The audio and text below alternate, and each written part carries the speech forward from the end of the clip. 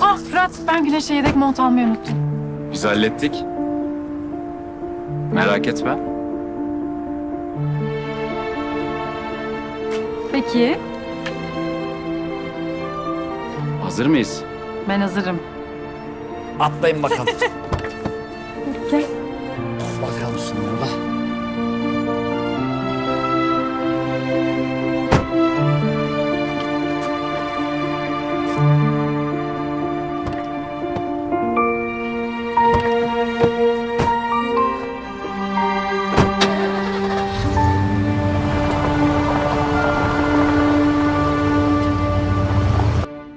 Nasıl? İyi gidiyor mu? Ah. İşini çok severek yapıyorsun değil mi? Evet. İşini severek yapanlara çok saygı duyuyorum. Ama hayatta bir tek iş yok. Başka şeyler de var. Sevdiklerimiz var değil mi? Ben maalesef Cemil'le çok vakit geçiremedim. Yani şirkete gittiğim günleri düşünüyorum. O kadar çok çalışırdım ki. Bu yüzden çok vicdan azabı çekiyorum. Belki de çok az zamanımız kalmıştır beraber. Lütfen üzülmeyin. Her şey yolunda gidiyor. Ben iyi olacağına eminim. Orasını Allah bilir.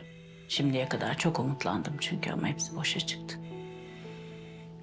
Anlıyorum Ümran Hanım.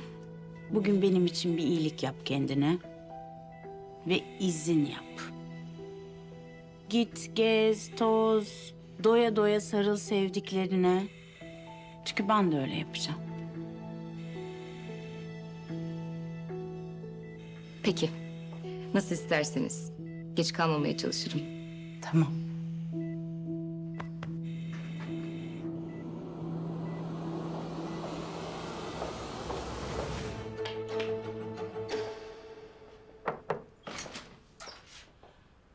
Bunları kuru temizlemeye göndermeni istiyorum. Bunlar zaten daha yeni geldi kuru temizlemeden. Tekrar göndermeni istiyorum. İyi yapmamışlar. Tamam ben bir torba getireyim o zaman. Dila nerede? Onu da alın. Biraz hava alsın. Mehveş ne bakıyorsun? Hava alsın biraz. Dila psikoloğa gitti de akşama kadar gelmez zaten. Tamam. Hadi hazırla, hadi.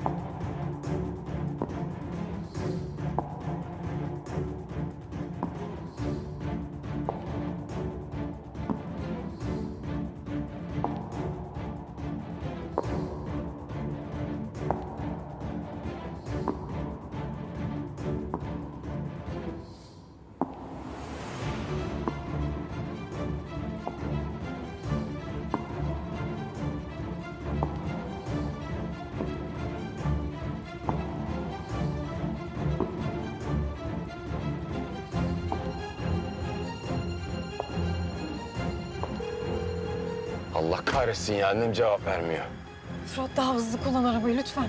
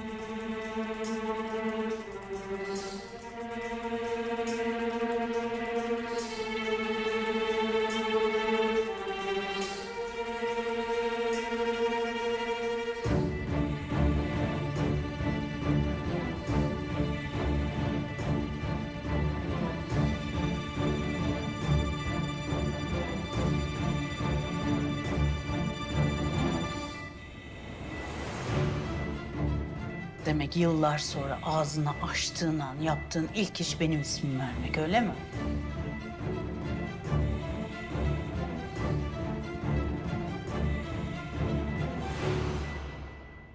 Ya Elif keşke bana bu olanları daha önceden söyleseydin ya. Keşke bana birazcık güvenebilseydin. Hiçbir zaman ayaklanacağını düşünmedim, biliyor musun?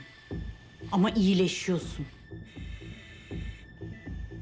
Ve bu çok kötü bir şey. Ayağa kalktığında konuşacakların benim hayatımı mahveder. Oğlumun da mahveder.